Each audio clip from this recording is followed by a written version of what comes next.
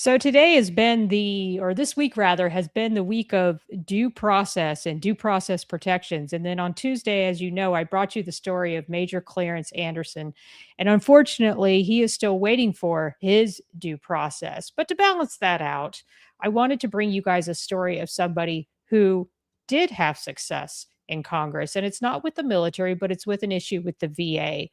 And the VA even admitted the mistake, but then denied the responsibility for the mistake. And that's where Brian Talley comes in, and we're going to share his story today. Brian, how are you doing? Teresa, thank you. Good. I'm doing well. Awesome. Well, I can't wait to tell this story. I think it's such an important story. Also, welcome everyone to the Stories of Service podcast, ordinary people who do extraordinary work. I'm the host of the Stories of Service podcast, Teresa Carpenter. And to get us started, as we always do, I'm going to play a clip from my father, Charlie Pickard. From the moment we're born and lock eyes with our parents, we are inspiring others. By showing up as a vessel of service, we not only help others, we help ourselves. Welcome to S.O.S, Stories of Service, hosted by Teresa Carpenter, here from ordinary people from all walks of life who have transformed their communities by performing extraordinary work. And Brian Talley is a former Marine Corps Sergeant, author, and advocate whose routine medical care at a VA facility turned into a catastrophic malpractice case that nearly killed him and left him permanently disabled. But what was followed was not just a fight for survival, but the discovery of a legal loophole, nearly 75-year legal loophole that left injured veterans with no path for justice and no accountability inside the system that was meant to care for him. But he didn't just survive. After experiencing gross medical negligence, he uncovered this loophole and how the Department of the Veterans Affairs handles malpractice claims. And instead of backing down, he drafted his own legislation, wrote it himself, lobbied Congress relentlessly, and helped push bills collectively known as the Talley Bill to close that loophole and restore justice for millions of veterans. And today we're going to share that mission behind his long-running podcast, I believe created after this incident, which is a platform dedicated to telling the stories of America's finest and amplifying those voices that are often ignored. Welcome again, Brian. Thank you. So first off, as I ask all my guests, military or not, where were you born and raised, and what inspired you to, in this case, go into the Marine Corps? I was born in Youngstown, Ohio, and when I was 3, my mom took me out of there, me and my brother. We went to San Diego. She left my dad at a very young age. And, I was raised in San Diego until I was 15. And then we moved to Colorado. So I'm kind of all over the place there. But I would say San Diego for my, early to mid childhood. And then, of course, my high school years were all in Colorado. So, I mean, two really nice places. Oh, yeah. I think those are like the two most beautiful and sunny places in the United States, as far as I can recall. And then I'm actually from Columbus. So you were born and raised somewhere near me. And tell me a little bit about when you decided to join the Marine Corps, because Colorado is not was it a military town where you lived? Oh yeah. Where we lived, and, you got Fort Carson, you got the Air Force Academy, Schriever Air Force Base. Yeah, it's full of military and retired military, but that didn't have any influence on my decision. What influenced your decision? Well, I was a knucklehead in high school. I kind of rebelled, not having a lot of direction, not having a father in my life.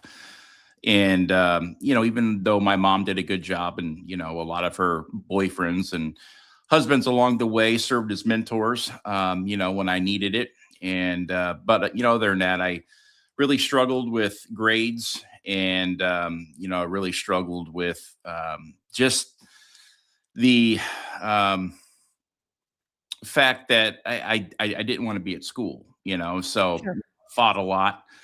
And, it led me down this path of, well, if I'm going to be successful in life, I need to do something. I'm not going to college.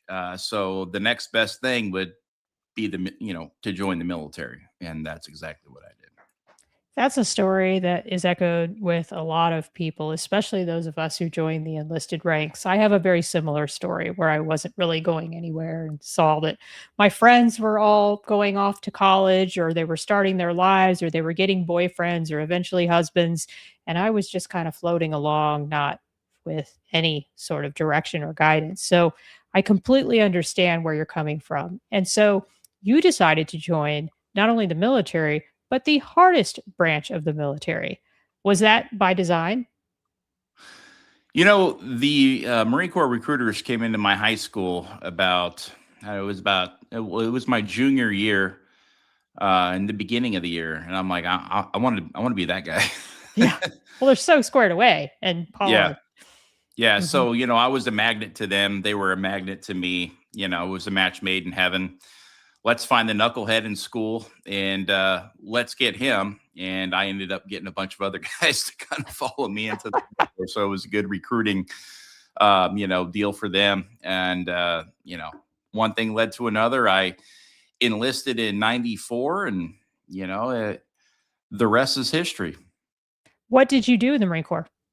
So I had a couple of different MOSs, but mainly I was a red patcher. That's like, you're doing a lot of missions on the beach, shore party. You got the helicopters coming in and they're carrying, freight, cargo, and you've got equipment, static line stuff, big gloves to, get the equipment off the helicopters, just kind of, offload, load, get him in, get him out. A lot of beach and terminal operation stuff. So a lot of logistics and, but it was fun. I was always in the field getting dirty and, it was a fun time. How many years did you serve? 5 years active. Okay. So did you go into the reserves after that? I did. Okay. Yeah, I was in the active reserves after that at a Buckley and did that for another 3 years. Okay. So 8 years total, 5 years active, 3 years reserves. Yeah. So, and would you, if you had to characterize your career, would you say that it was pretty successful, or did you start to see some of the issues that I talk about with due process or some of the shenanigans, or was it just pretty much you had good leadership and it was overall just a good experience? Yeah, no, I didn't have any problems in the Marine Corps. I was, I picked up sergeant in 3 years and 10 months. And, of course, we all have our issues, Sure. especially, coming in, 18 years old, not really having that father figure in your life. You had to grow up pretty quick. A lot of the times it's just adapting to the new life that I had chosen to live. And, once I got the hang of it and I understood the mission behind the Marine Corps, it was great. And, and I had a good time doing it. I almost re-enlisted, actually. We had that, me and my wife, I got married in the Marine Corps. Excuse me, my firstborn, my daughter, Alana, was actually born at Lake O'Neill Hospital. That's not even there anymore. And they tore it down. And, I had re-enlistment papers on the table. I remember her and I had to sit down and do the pros and cons on that while holding a newborn baby, in my arms. So I was like, man, what do we do? What do we do? What do we do? And yeah, so that's what we did. Yeah. No, it's interesting that you say this because I've had a number of Marines on my podcast, and I will say that statistically, I mean, even just from me just kind of studying this issue, it's always the Marines who tell me that they had a really good experience, or they're the ones that are the most likely to tell me that their career or their time in the Marine Corps was so memorable. And sometimes I wonder if that's because the Marines have higher standards and more professionalism. And so there's just an expectation of excellence that people are held to in the Marine Corps that sometimes we don't see across the other services. Again, I'm speculating here, but Yeah. I sometimes wonder if the standards in the Marine Corps are what makes people more likely to reflect on their career in the Marine Corps in so much more of a positive way than I've seen in some of the other branches. Yeah, I wouldn't know. Yeah. It's just, one of those things that, I ended up having a pretty good experience, and just, just every day, just Yeah, showing up to work. And, of course, a lot of days sucked. of course. But, you got to embrace it. Yeah, of And, course. just kind of move on from there and, try to make the best decisions that you can, moving forward as a young man, in the military while serving in the Marine Corps. And, they really do drive home the honor, the courage, the commitment, the integrity part. It kind of stays with you, for a lifetime. So you get out of the Marine Corps and you enter into the VA system right away, or did it take you a little while to register with the VA? Or because what we'll do is we'll transition a little bit to how this incident happened that ultimately led to you pursuing legislation. So was that an immediate thing, or was it sometime afterwards? Couple of years later, I started experiencing some problems that were service connected, and so I Sure. went to the VA, and they're like, "Yeah, you definitely, have VA benefits here, so you can start using the VA." I was given a percentage, and Mhm. they said that you can start using services here, and and I did. I used them at times for perhaps certain medicines that I needed. Yep. And then I also had a civilian doctor as well that I saw. So I would basically kind of go back and forth depending on what was needed. What And was the issue? Yeah. I didn't really, I didn't really go to the doctor a whole hell of a lot. It was just, you know, standard, medical stuff, and, just kind of working on some of the things that, um, that hurt me, Right. back when I was in. But, other than that, it was, pretty, pretty cut and dry. I think I read in your background that you started a landscaping business after the Right. military? Yeah. So I started a custom landscape company that I ran, and, that did really well. And I had that company all the way up until I got hurt Okay. on the outside by the VA. Okay. So take me through what led up to you getting hurt or what happened, that led you into VA care? So it was 10 years ago to the month, January 2016. Couldn't get out of bed one day, severe, onset of back pain. And it was horrible. I couldn't do anything. I couldn't even go to the bathroom. So my bladder was completely full. I was on the bathroom floor in my house, just trying to find any relief I could from the cold tiles. And uh, my black lab, Rocky, was hanging out with me. Just he was letting me know that he was there, and Hmm. as a sign of support. And my wife got up in the morning and she saw the anguish and the fear and the pain in my eye, and she brought me to the ER at the VA, and they diagnosed me with a low back sprain, which is weird because I didn't have any, trauma. I didn't Hmm. get hurt, the day before or whatever. And, like I said, it was just a very sudden onset. So they gave me a shot of Dilaudid and some pills, some pain pills, and, some other, gabapentin, Kenalog, a bunch of other stuff. And they sent me home, and they said I needed to follow up with my primary care. And that's exactly what we did. I called my primary care to try to get in, and I never got any phone calls back. And, that was all to no avail. 2 days later, I find myself right back at the front doorstep of the VA ER. And this time I couldn't do anything. I mean, literally, I was incapacitated. I was in a wheelchair. I ended up having a panic attack on the ER floor in there, and they came out and they gave me a double shot of Dilaudid, more pills, told me to follow up with my primary care physician.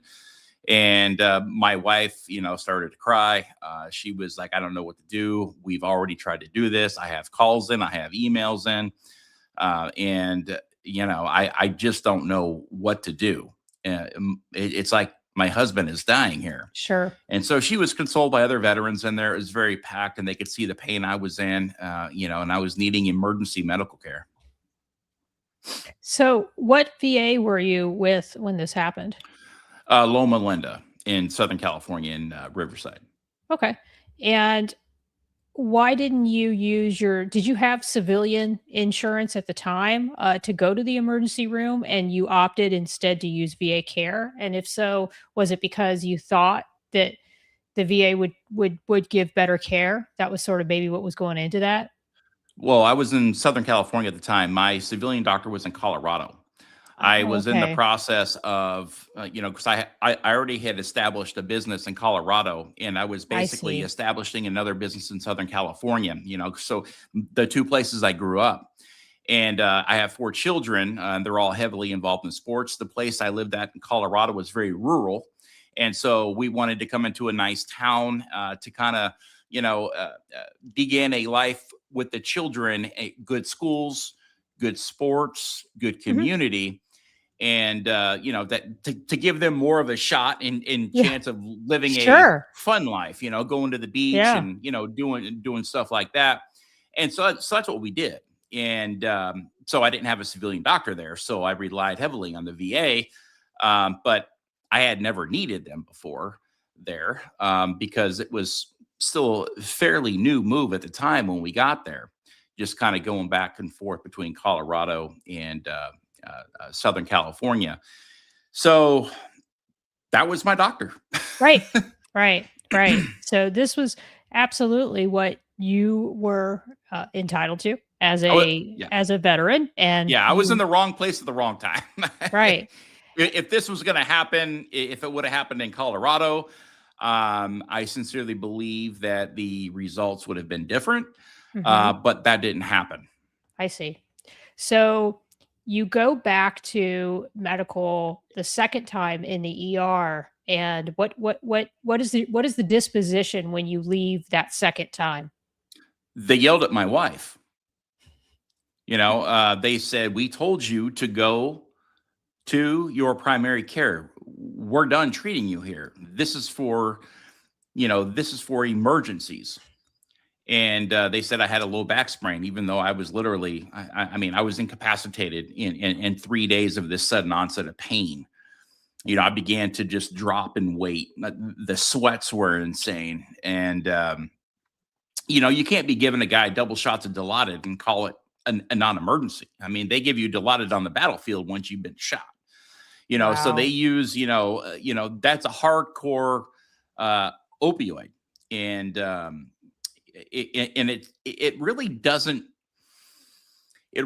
take the pain away. It just makes you not care about it. So I mean, it's a crazy brain, I don't know, just kind of builds this wall, and it says, "You're cool, man. You're on this opioid, and we're going to make you feel good, even though you still have this pain here. um, it's okay. We're here to, so it really does play tricks on your mind when you're battling this pain." And so uh, we went back home, and now I had a full bag of pills. I had a complete cocktail. At this time, I think I was up to 12 pills, maybe 13 pills a day, just in the first week alone, out of, I don't know, like 6 different pill bottles that my wife was just feeding me every 4 hours on the hour, even through the night.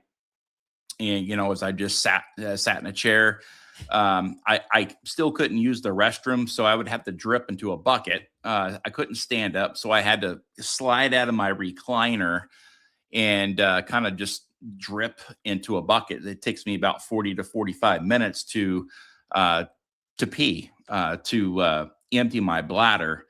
And this was all, told to the ER as well. And so they still blamed it all. Well, if you have back issues, sometimes it can affect your bladder and this and that. And so finally, a week later, my primary care called and says, "Well, we can't see you, but we could see you in passing. We don't have time." So my wife brought me in there, and they saw us in passing in some hallway. And please understand that this has been 10 years. So I'm just yeah, I'm trying to recount this to the best it's of my ability, no, it's especially with all the okay. cognitive issues No, I that, totally understand, and I appreciate you yeah, retelling the story to my yeah. audience. I just didn't even No, but what I was going to say is that she saw us in passing, Mhm. and she said that she agreed with the ER report and that it was a low back sprain. Go home, stretch. You should be good to go in 10 days. And then immediately after that, I was back again to the VA ER shortly thereafter. And it was the same wash, rinse, repeat. And then after that, my wife thought she was doing everything right. And then that's what started this 4-month long endeavor where I was dying a slow and painful death in my chair. And my pills, the dosage and the quantities of the pills were increasing all the way up until I was on 40 pills a day out of 12 different pill bottles. Again, that did a lot of cognitive, problems to me. And, it's like sometimes, I could speak clearly and I know, like, you're talking and you're like, wait, what was I saying? Right. And, so I know it did a great deal of damage, again, to speaking, cognitive, understanding things, and really just putting sentences together. At times I'm a better writer than I am speaker these days. Just because it takes me time. Like you said, you do these live. I have a podcast too that I started a couple of years ago. I can never do them live because it would be an absolute shit show. So I have got to do a lot of edits. So, Well, I can tell you, Brian, my shows are really messy sometimes. I'm surprised my audience has stuck with me. In fact, I put out a video recently about how I've got to figure out a way to tell the story of how to tell a story because it's hard. It is yeah. hard to do live. I do live for transparency. That's the only reason I do it, is because I don't believe anything I read or hear on the internet. And so because of that, I knew like the only way I was going to do a show is if my audience knew that the first cut or the first clip was not going to be edited. And so that was why I decided to do it. But don't get me wrong, it does come with its drawbacks. I probably lose a lot of my audience because of the non sequiturs and the rabbit holes that we go down. But you guys get to see me and see my guests who as they are. So I appreciate you telling the story live. I know it's not easy. So let's go back to, you're on all these pills, you're getting blown off by the VA. What happens next?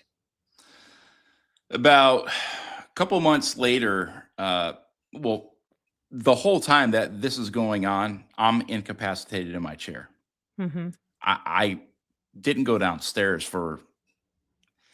except for going to the doctors for 4 months. I didn't do anything. I just sat in my chair. I slept. God. And then when I wasn't sleeping, I was just sitting in my chair, just smelling the aroma of the neighborhood of people cooking, and, hearing the kids outside playing, and, hear the sound of traffic, and, really put my mind into this weird state of you were living, but you weren't, you weren't there. You were just present, but you weren't, and so, my wife was making all these calls and she was advocating heavily for me. And so she called this chiropractor and says, "Hey, can you come look at my husband? He may have a slip disc or, whatever it may be.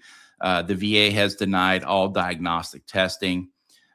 They said he had a low back sprain, but we don't know what's going on. We really would like an MRI." So he ordered an MRI, and that's when they found all these just, things wrong in my spine, from, your, I forget all the medical terms, but I needed surgery. And Wow. so, yeah, so there were, so I brought that MRI report, or my wife did, to the VA and said, "See, we A told you." chiropractor ordered MRI report. Yeah, civilian chiropractor. And so she proved to them that there was something wrong going on in my back and that we needed surgery. And so they're like, "Well, we could do surgery in December." It was, I want to say it was like December 12th or 16th of 2016. And my pain started the middle of January. And now we were in March. And so we would have to wait 9 months for this surgery. And my wife said, that's unacceptable. We need this surgery sooner. I mean, this guy is dying. I mean, he's down 40 pounds. This is And ridiculous. I can't yeah, believe this happened. yeah. And so they put me on the choice program, and I ended up having surgery on May 30th. And and the doctor thought he was doing a surgery based on my MRI, but when he opened me up, my spine was oozing with inflammation, and he found a surprise on the operating table that I had something very severe going on, and he described my spine as being moth eaten. And so they thought I had bone cancer. They thought I was cashed in. And so they called in infectious disease immediately. They stopped the surgery, and he got on there with his team and cleaned all that garbage out. They, were cutting, nerves and discs and, the disc tissue, and they were just removing, part of my bone, getting all of the garbage that was out. And they didn't know what it was. They were just cleaning it all up and cleaning it all out. They sent me for a gazillion tests, and it later came back to say that I was suffering from a bone-eating staph infection that was aggressively eating me alive for 4 months. That did a host of permanent injuries, not only to my spine, but to my bladder, my kidney, my reproduction. All that stuff doesn't work. It's like when you got to cap yourself for 10 years now. It's like, I look fine on the outside because I hold myself accountable, especially after the last 5 years. I've really changed my diet and stuff like that. But the first five years, I got up well over 300 pounds after, my surgery. Sure. But yeah, so that's what happened. They found this crazy infection that was eating me alive from the inside out. And it's That's bad. an insane story. So the choice program was what you were able to advocate for to be seen by an off VA provider. I'm trying to understand, is that like community care for Yeah. today? So a civilian did my surgery. Gotcha. So, it was downtown at Scripps Mercy Hospital. And that's when, again, they thought that they were going in there to do a couple of disc replacements and Based on your MRI. Yep. yeah, and some other stuff that I don't know. I forget the Right. medical terminology on the other stuff that was done. But again, I never Routine had any back trauma. surgery. Right. Yeah, You thought so this I was never had any trauma, so I shouldn't have had all these like weird things that were happening. So they're like, well, a lot of that back stuff is, probably service related, and it just ended up rearing its ugly head at the same time as this infection. But and the crazy thing about this is that they flipped me over a few times during the surgery. They had to cut me in the front and the back. And so they were looking for any signs of trauma on my body. They were looking for any cuts, scrapes, anything like that. They found nothing, and I didn't have anything. So there was no way for this crazy staph infection to get into my body. And Mhm. so the infectious disease doctor, about a month later, he says, the only thing that we can think of is that when you were overseas, you've been to, 6 different countries, you could have, drink some water that was bad, or, ate some food, or something got into your body. Staph got into your body. And what we believe happened is it went to your spine, it attached there, and it lived in a dormant state until it woke up. And then once it woke up, it started to attack me very, very aggressively. And, he said, I'm very lucky to even be alive, because he said I should have died within the first 10 days of this, because sepsis was very likely to set in. And then that's when it shuts down all of your organs in your body, and you die. So he says, your body fought this thing off. Yeah, it did a ton of damage, but you're definitely living on borrowed time. And that was, and of course, my wife's getting all this news fed to her, when I'm on the operating table. It's supposed to be a couple hours, and all of a sudden you're in there for hours upon hours. And then, more hours of all the testing and all the rooms that they were taking me to. I didn't know what was going on. So I was kind of like having some, a lot of anxiety I bet. yeah, so I'm like, man, is this ever going to end, man? I was living the American dream. And then all of a sudden I'm in this nightmare that I can't get out of. I will tell you, I really want to one day advocate for preventative MRIs. I learned when I went through my shoulder surgery that MRIs are something you have to fight for. I thought they were just standard. I didn't understand that that was something that people don't just do because they cost money. And it wasn't until I got that MRI for my shoulder that I finally figured out what was wrong with it. And I was able to get shoulder surgery while on active duty. But just that small experience informed me that this is something that if you had had preventative MRIs, just like we have breast cancer screenings, just like we have prostate cancer screenings, other screenings, if we had full body MRIs, just imagine the things that we would catch. I know that's an aside, but I just wonder, like, you probably would have found out about this perhaps even before you had symptoms if you had a But preventative MRI. there's not people that are going to be living a day-to-day life that have no issues that, seem to be doing okay. They're going to show up and just do an MRI for no reason. That's what You I know, I, mean. Yeah, yeah, but like we do that for breast cancer, we have to have mammograms every however many years. Why couldn't we have all get full body MRIs? I mean, right now I think people like Kim Kardashian does full body MRIs. I would like to think that this would discover things about our bodies that we don't understand because we can't see those things. But but yeah. that's where the blood panels come in. They could catch a lot of things on blood panels. And that's another thing too. They would have caught this infection on day Mm, one in January if they would have did a blood test. They denied me a blood test.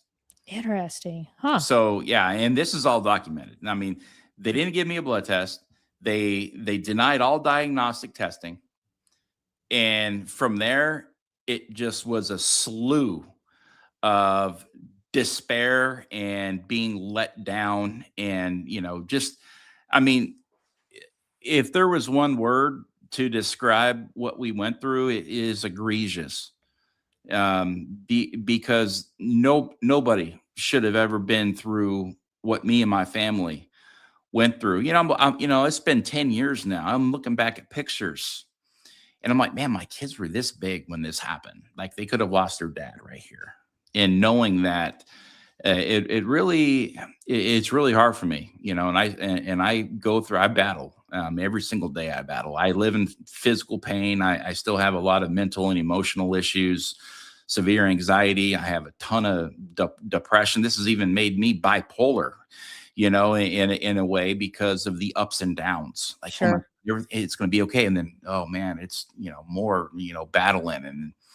And then I think a lot of the bipolarness came really when I ended up going to Congress because, you get rewarded and then boom, and then up here and boom. It's like it's this mind game, and It it's not fun. It is from everything I've been told and what little work that I've seen get done in Congress. I have to say, I definitely can see where that would be so difficult. So let's go back to May. Yeah. So you have the surgery finally, and Yep. then what happens? Do you start Year, to go ahead? years of recovery. Mhm. My pain never went away. Right. So, the pills were all still there, Mhm. and it was still the 40, and sometimes a little bit less, depending on what my pain tolerance was that day. But I mean, I needed handfuls of pills to make it through the day, and there was still a lot of times I didn't even know if I would even make it through the day, just because you're sitting there and you were the provider of your family, you were the leader of your family, and now you find yourself broken, just trying to pick up the pieces of what had happened to you and your life. And I sat in that chair for years and didn't do much, didn't do anything. I would go out on the weekends. I was on a walker for a lot of the times. And The only time I got out of the house is to go watch my kids play their sports. And that was on a Saturday and a Sunday. So that's when I kind of felt alive. And then I'd go right back to my chair. And yeah, Wow. a lot of times I didn't even want to wake up.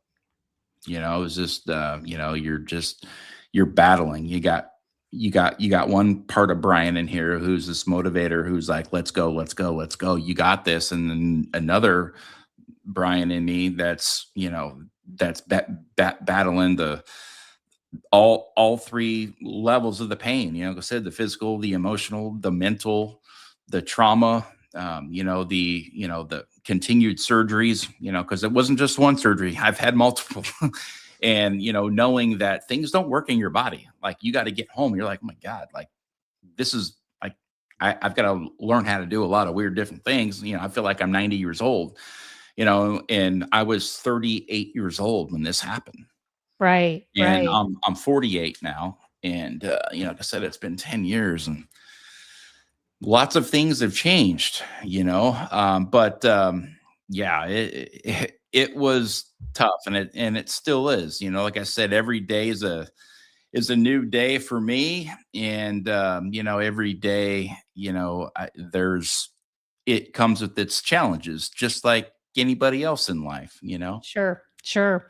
So tell me about where the transition then went. This is sort of the chapter 3 of the story. Chapter 1 is sort of the background. Chapter 2 is what happened. Chapter 3 is how did this go from, oh shit, I've got to just focus on my recovery and figure out a way forward to let me do some research and see if there was something they could have done differently. Like, how did you start to understand that there was this loophole that we'll talk about here in just a little bit? So we ended up losing everything except for my home. I mean, I lost a rental home, I lost my business, my Yeah, because you couldn't vehicles, work. my Yep. my life savings. Mhm. We lost. I mean, we took a huge hit, huge, and not only all of our assets, but future employment and Sure. everything else, and bills were still coming in, and we're an honorable family, and my wife was still paying all of everything, and she started to use a credit card, and it's and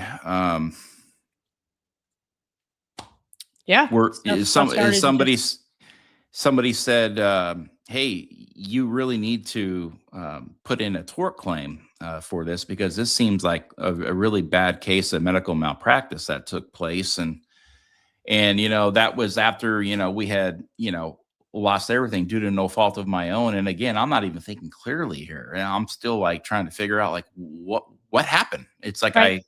I hit a brick wall. And so that's when we filed a tort claim within the federal government. And then On they your own without an attorney? yeah, because my wife went in there and she goes, hey, we have this problem, and here's what happened. And so the VA was very apologetic, and they said, just fill this out and just put down the amount and exactly what happened and attach all records, and we will reach out to you within 6 months. Well, right at the 6-month mark, I get a call from the Office of General Counsel, and she stated that and I quote, the VA failed to meet the standard of care. There was a breach in liability, and we're going to go ahead and we're going to settle your claim so you don't lose everything you've ever worked so hard for. Okay. And we're like, oh my God. Like, You're because all you happy. can't Yeah. replace what happened to me. But There's you no feel like dollar. you've got some kind of resolution at this point, some sort of Right. peace of mind. Okay. Right.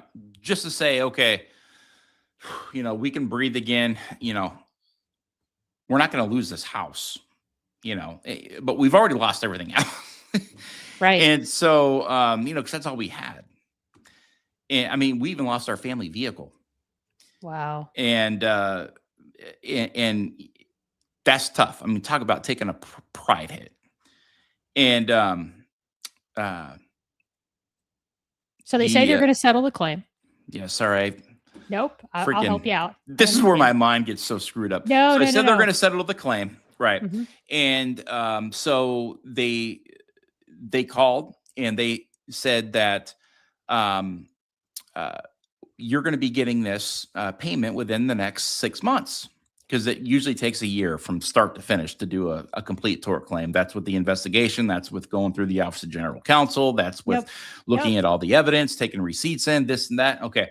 So at the 1 year mark, it was right before Thanksgiving, they drop a letter in the mail and they stated that they've reversed course and they are no longer going to be settling my claim because they found out that the clinician that was being held responsible by the VA was not a VA employee, but rather an independent contractor working behind the halls and the walls of the VA.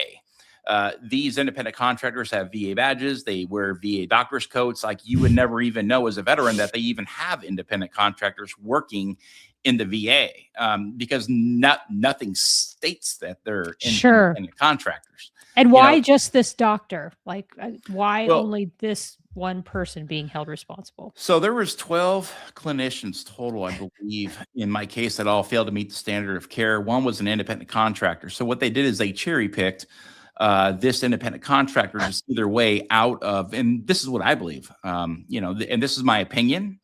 And I basically, it's not really an opinion because I have so much evidence here that points to exactly that they cherry picked exactly who they were going to pick as the fall guy. Who they were going to pin it on? Who they were going to do an investigation of your standard of care, and then they were going to say, "Oh no, it wasn't all these other 11 doctors. It's Yeah. just this one independent contractor." Yeah, they held her responsible for it. And because, that was their way of seeing their way out of this claim. But they did it in a very fraudulent and criminal way. And this is where it really just it's like, what more bad can happen to me? They dropped the letter and it just crushes us. I mean, you were, if you don't mind me asking, you were probably standing to get like 6 figures, 7 figures. You were probably standing to get a substantial amount of money because that's what the stakes were, and they wanted a way out of that. Am I correct? Yeah, it wasn't a whole hell of a lot compared to what had happened. I believe we asked for $2,175,000, and that was the pain, suffering, the loss, and everything. Very, very, I would say, conservative. Conservative. That was the word I was number. thinking. Yeah. Compared to, you get $1 million if you spill hot coffee on your, on your Right. lap. 2 million is a drop in the bucket for an organization. Like And the VA. we've lost more than that. I mean, we've lost in the probably, high, 10 million or more. When it comes to, the All last the things 10, that you've for lost. my business earnings and stuff like that. Sure. And, So, the home and the vehicles and the assets and the money I had in my savings account that we completely blew through. And so they dropped this letter and they stated that that the federal government had no responsibility to pay this out. So we found out that the person that hurt you was an independent contractor, so you need to sue her in state court, and not the VA. And so I immediately called an attorney, and he laughed at me. He's like, "Dude, these guys set you up to fail. Your state statute of limitations had just expired 48 hours ago." what? So basically, they were watching the clock, and they knew that they were going to hurt me from the get go. And again, this is what I believe. Mm-hmm. Sure. And when that clock struck 12, they get that letter out. They say that they are no longer responsible. Sue her in state court. They knew that my state statute of limitations were expired the day that they sent that letter. I get it 2 days later just to make sure that they're clean and clear. There could be no case brought against that doctor in state court, and that's how the VA protects their independent contractors.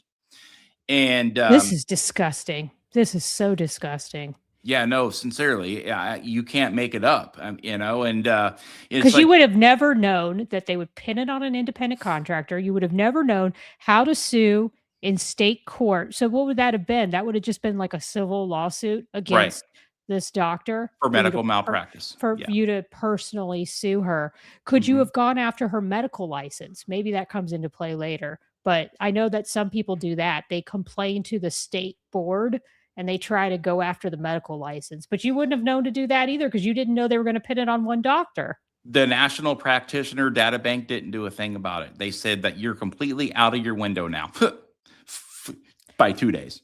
To And the make state- and a the- to make and a this- complaint to the whatever, the licensing Yep. board. Okay. Couldn't do anything. I couldn't do anything. And I brought this to a ton of high profile attorneys in Southern California, and they were like, this is unreal. So they destroyed a great family, but I say destroy.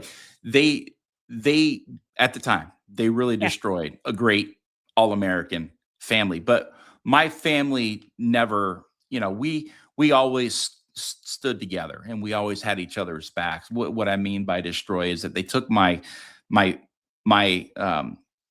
basically my life away as I knew it. I had died. I Right. died in January of 2016, and I've been trying to rebuild Brian for 10 years. And this is the best I've been, of course. I get 1% better every single day, but there's still a lot of things that will never be better. Absolutely. So what do you do next? Okay, you get this Yeah. devastating news. And by the way, I want you to know too, anytime somebody tells a story like this with so much trauma, this is definitely hard to say. So I appreciate what you're doing.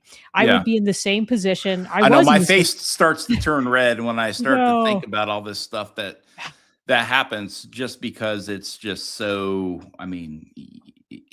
it's not crazy. just me that suffered. It's my children. It's my wife. It's everybody that loves me. And it's they countless all other went people through it who've had the together. same experience.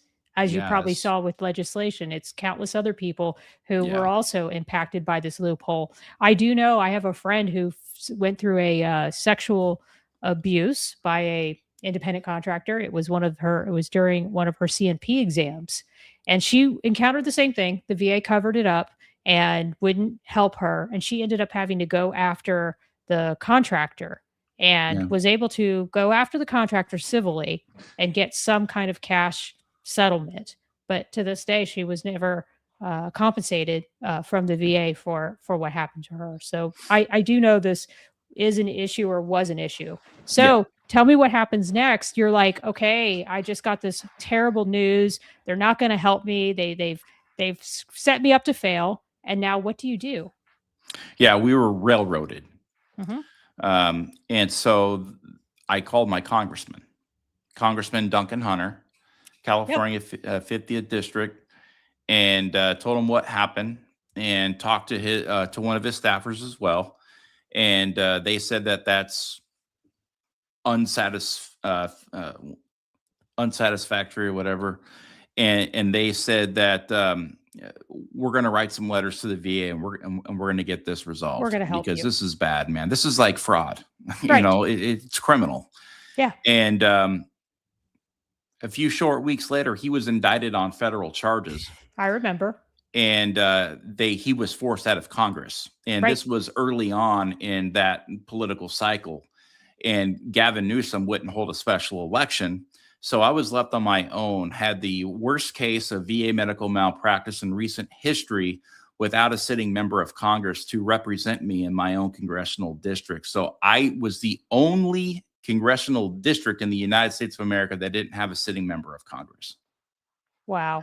And I will tell you guys, I know this from experience. When you try to contact a congressman who does not represent you in another district, that's usually what they'll always go back to is, where are you registered to vote? They'll look to see, I've even been told they will look to see if you've actually voted. And then sometimes they determine whether or not they're going to help you based on whether or not you voted. Now, I can't say that all of the time. And I have heard of people who got helped by other congresspeople if they knew somebody. But many times when you're left without a representative, that's a real disadvantage. Okay, so now you're totally disadvantaged. You don't have a representative. You've been told no by the VA. You've been told no by the state. What do you do next? Yeah, and then I don't have a congressman. Right. I mean, literally every single freaking brick wall, everything Totally. that, the arrows were just hanging out of me. Yeah. I mean, I didn't have anything left to give. And again, at this point, I was like, okay, I'm going to just take a lot of pills. I'm going to do this. I don't know what to do. I'm done. I think this is it for me, and that's looking back at pictures and what my mindset was.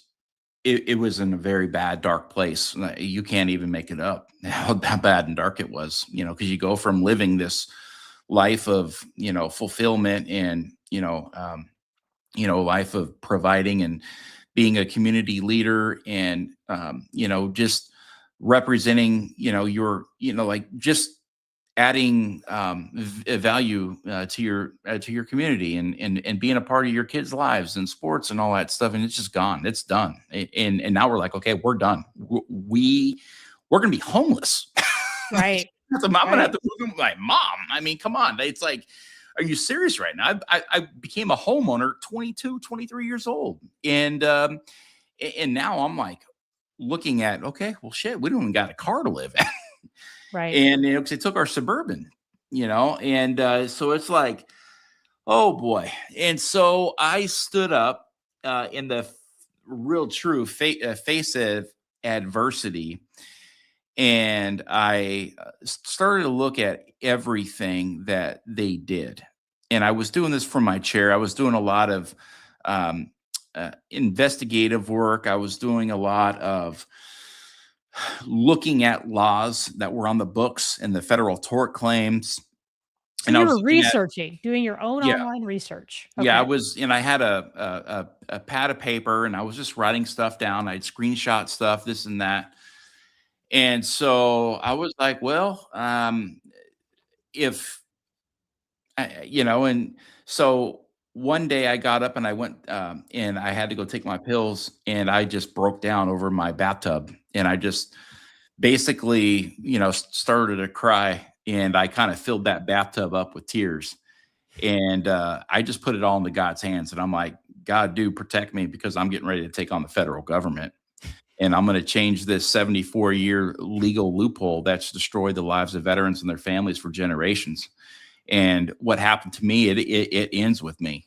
The buck stops here. And that's the attitude that I had. And so I drafted my own bill. I formed an online legislative team, completely grassroots. And I put pen to paper.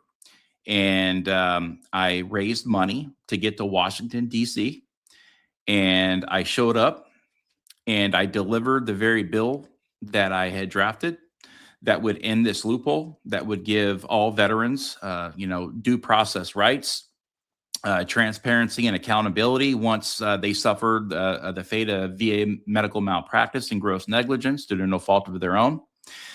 And, like I said, I deliver it to the very steps of the Capitol building where they make laws. And I walk those halls of Congress going door to door, just urging lawmakers to change this outdated law.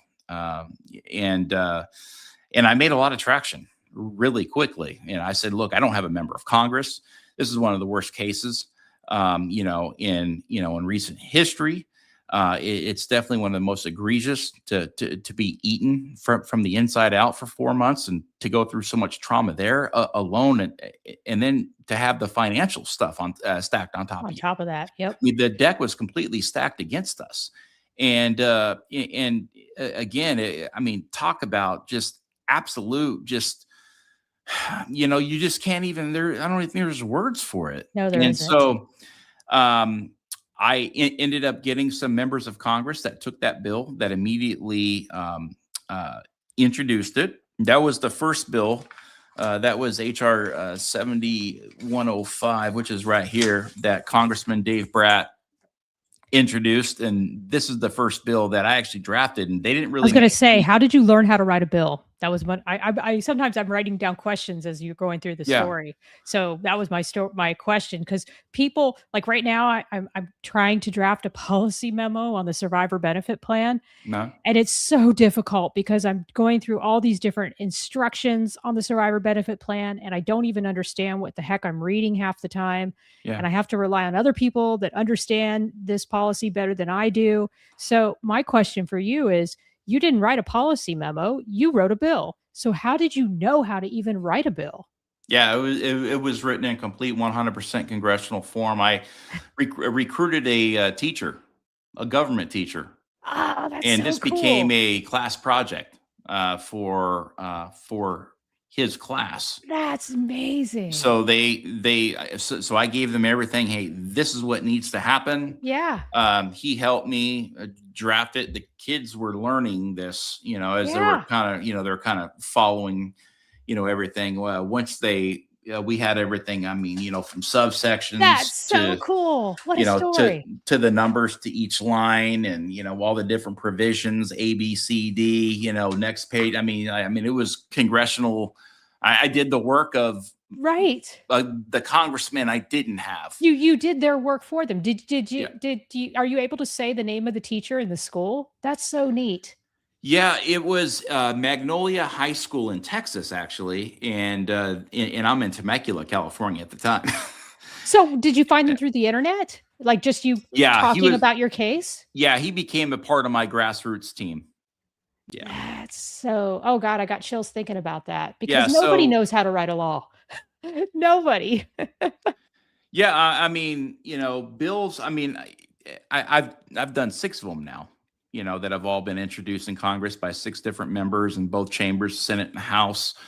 And because every single time I draft a new bill, we're going after more and more things to shut this, this Loophole. crime, this criminal loophole down, and you just do a little bit at a time, and yeah, so that's what we did. So you fly to DC. I'm sorry, I'm Yeah, so curious about this because yeah, you're the first person I've ever had on my show that did this on their own without going to an organization. Like I said, I've had 200 I said this before the call, 255 shows, and I've only talked to 2 people who, through citizen and initiative, were able to get a bill passed. And the first person I talked to was a staffer. Like she was the one who passed the bill in the NDAA, or the provision to ensure that military members had a uh, reimbursement or a stipend to move their pets. So she got $5,000 for people to move their pets overseas and $2,000 reimbursement in the joint travel regulations to move their pets stateside. But the only reason I really believe she understood how to do this is because she had worked as a staffer. So hmm she knew the process. You didn't know the process. No, I was what you would call a dumb Marine who sucked in high school, that went to alternative school in middle school, and didn't have a father growing up, and then would end up being a landscaper. So yeah, I was the perfect dummy. And but one thing about them is that I am an entrepreneur, and I have a Right. very You're tenacious. good entrepreneurial mindset, and I know how to talk to people. I know how to bridge gaps if need be. And and like I said, I been talking to a lot of high profile people my whole custom landscape career, because I Mm. was good at it. So I worked for a lot of people that were wealthy. And so I never was afraid to talk to them. A lot of people, get intimidated by money and this and that. And I fit right in. I was just me. I'd show up and I'd be dirty. I was very hands on. And, I always, just gave them my ultimate attention on every single job. I was never one of those contractors that would start 10 jobs at once and give my customers 10% of my time. I would do one job at a time, and I would really build that relationship with those customers. And that really, was a good, sincere, and genuine approach on, thanking people, one, for hiring me, and then two, to make sure everything was getting done right and on time and on budget. And so I used that same technique in my real life experience to draft the bill and to get it to DC and to become a policy advisor, because every single time that they're doing these things, they would run them through me to make sure that the language and all that stuff that I wanted on there was good to go, and this and that. And so, yeah, I mean, it's just crazy. And still to this day, there's been, I have not gotten paid a nickel for all of I mean, I had over 10,000 hours in on this. I want to say it was 11,500 something, like 11,576 or something like that. Before I had my first law. Yeah, and I think this passed. is a good time. You probably don't know I did this, but I went ahead and got your broadcast, the 2-minute broadcast, and I'd like to play that for the audience. And even my listening audience can see what other people had to say about you and the impact that this had. And then after the call, I'm going to ask you a question about how you knew how to walk the halls of Congress. That's another thing nobody understands how to do. So, but let's watch this video because I think this is a really good timing to put this in. Misdiagnosed, surgery delayed, veteran failures, and a legal loophole nearly destroyed sergeant misdiagnosed at a VA. According to federal law, the VA is not responsible for medical malpractice committed by a contractor. Only once it was too late for him to be able to do anything about it, he was told, this doctor is an independent contractor, we're not responsible for them. That is unjust. And it feels almost criminal. They pulled the rug right out from underneath our feet, denied our claim on an employment status and a technicality. And even though the VA will oftentimes tell the veterans that they don't need a lawyer, they can go out and do this on their own, there are a lot of traps. I have a new purpose in life, and my mission now is to help protect veterans from this shameful loophole that has ruined my life. He's doing this not for himself anymore. I mean, so he's doing this for the country and for the other veterans. People say, what's the crazier thing, surviving a bone-eating staph infection for 4 months that you should have died within the first 10 days? Or what you were getting ready to do in your most weakest and vulnerable time in your life? Doesn't really matter what comes our way. Rain, snow, sleet. We've got the most divided Congress ever. The left hates the right hates the left, and somehow, someway, one Marine with a mission, that's Brian Talley, walked the halls of Congress, convinced members of Congress to say, oh my gosh. When you hear about Marines, this is what the hell y'all do. You can take it. That will be end this fight until we have law. The Talley Bill is on its way to the Commander-in-Chief's desk. President Trump will be signing this into law. Wow. I just I get emotional watching that. How did you know? How did you know how to walk the halls of Congress? I hear about people doing that, and I have spent one longer period of time in DC during the confirmation to get Hegseth now into office of this Department of War. But that is my very limited experience with DC. So for those of the people who do not know what walking the halls of Congress really means and don't have a large advocacy group backing up their efforts, what does that mean? A lot of pain pills and anxiety meds had to go in my pockets because I was still very, I still had a very hard time walking. My best friend accompanied me. So every, couple offices I need to sit. He brought a chair everywhere we went. I had a chair. And so we would just put it in the hallway and I'd sit down. But so it was just plain tenacity. And I had to say, okay, I'm in the most divided Congress in the history of our nation. President Trump is the president.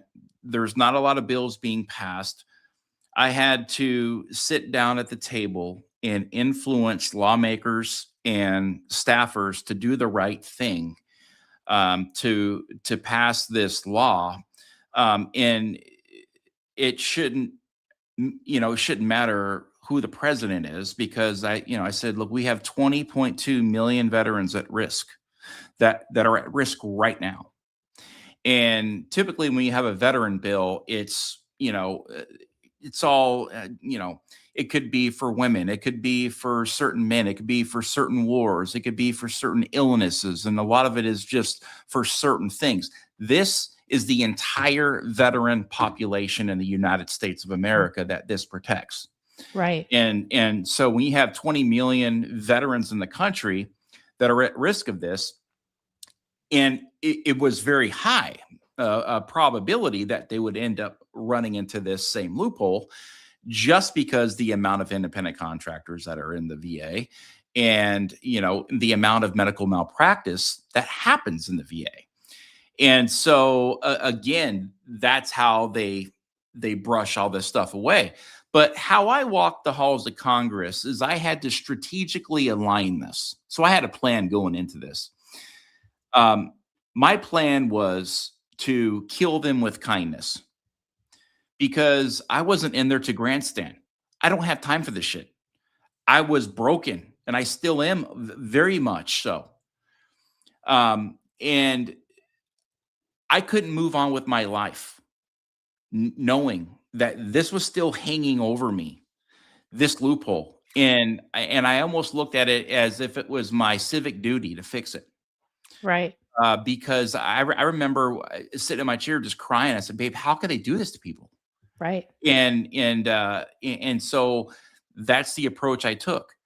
I was going into Republican offices. I was going into Democrat offices. And these offices take walk-bys. They take what we would call in the military a drive-by. Sorry, they would take, and so you would just get stopped by their frontline 20-something-year-old, I'm guessing, intern-like employees who would patiently listen to your issue, and then occasionally maybe you would see a congressman walking by. I mean, is this how it really goes down? The first visit I had high profile executive meetings with not only the VA executives on the 7th floor at the VA on Vermont Street in Washington, D.C., but I also had high profile meetings with lawmakers that were previously established before I got there.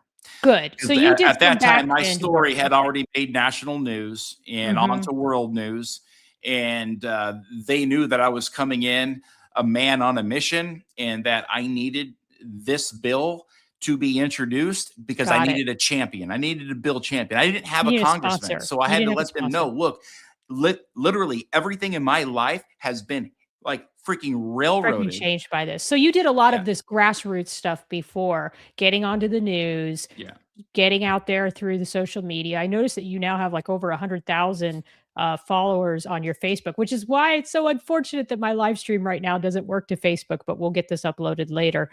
But you were able to gather all this grassroots advocacy support before you walked the halls of Congress so that you were able to set up those high profile meetings. And then what happened after that first visit? That was only the first visit. So the first visit, within 10 days after that, I had my first bill introduced. Okay. So that was coming out of Virginia. And this bill would die in Congress. So I had to start all over again the next Congress. And the next Congress, I went in and I had another bill introduced that was H.R. 3813, which is right here, which is basically the same markup of H.R. 7105. That was the Republican bill, or at least that's what they called it. And, and it shouldn't be called a Republican bill. Bipartisan issue. Yep. Completely just nonpartisan. Well, that's what I'm sorry. Not even, you're right. That's the right, better word. Nonpartisan. Yeah. Yep. And so the person that introduced it is a high profile member of Congress. So he was known to be a firecracker in Congress. So no Democrats liked him. So they weren't going to be signing on to this bill. This is so disgusting. But that's when I had to take this bill and take it to a Democrat. I took it to a Democrat and said, it doesn't matter whose name is on this. He's willing to step up to help. Okay. So I need you to come on board. They said, okay. But we're not going to sign on to his bill. We're going to draft our own. So if you can go back to this member of Congress and ask him if he wants to sign on to our bill. He agreed. He said, yeah, that's fine. We need to get this fixed. If it's not going to be fixed over here, I'll co-sponsor the bill. Nice. So now it is, like you said, bipartisan. We have a Democrat and a Republican on the bill, right? So now I've married them up. And that bill was right here, HR 4526. So now I had action. In the House. So, and this is like 6 visits into Washington, all paid for by, my mom was giving me some money to go travel, my brother, my stepdad, old customers of mine that Wow. found out about my story, like, hey, I've got some airline points and this and that, and so again, it was completely grassroots. And then I also had some challenge coins that I made, and people were donating like $25 or whatever they wanted to donate to my travel expenses and costs and all that stuff. I'd be spending a week there at a time, and so DC is very expensive to go visit, and I was there on official business, literally. And as a citizen advocate, as a veteran advocate.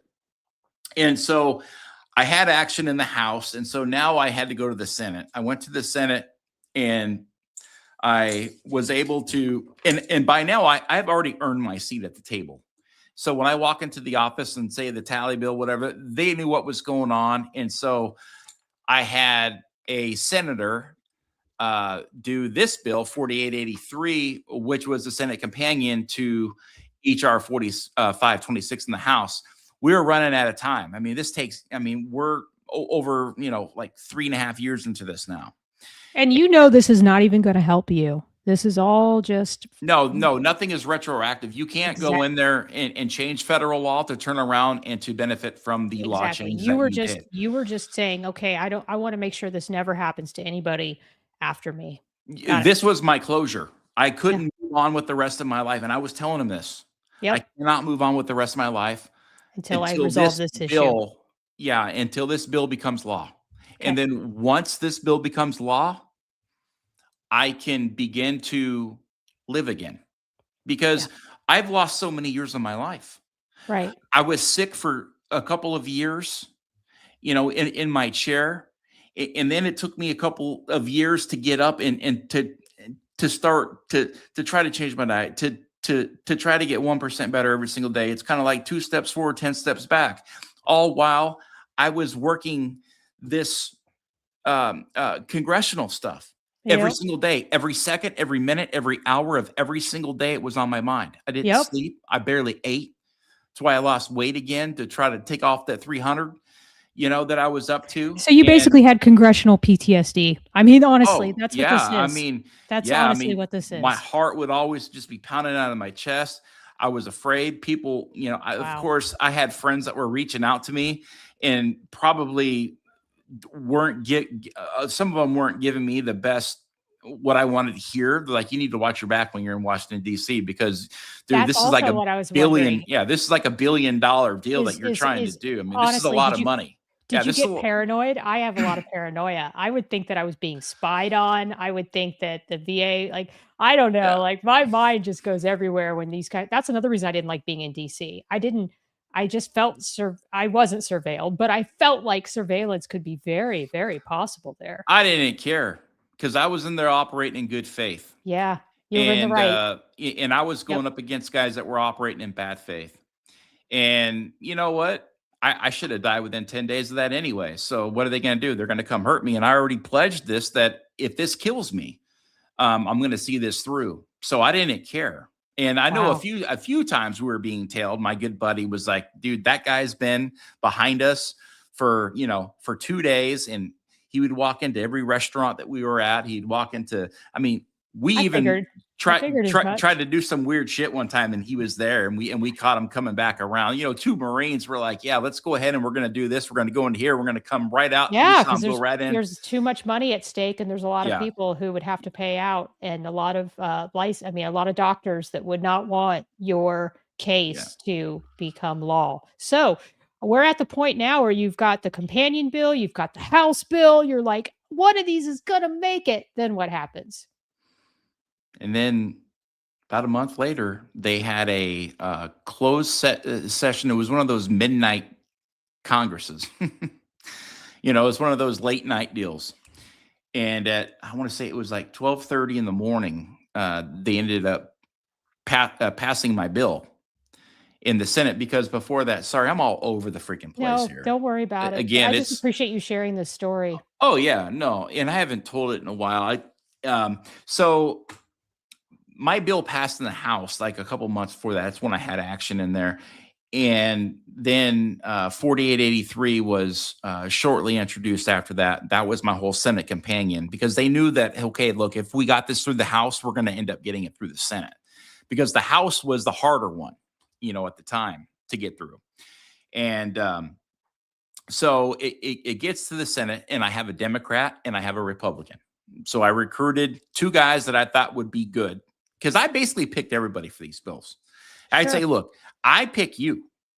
And this is the reason why I want to use you as a vehicle for this bill. I think Because you would research these people and you Yeah. would say, who is the most likely to care about this issue?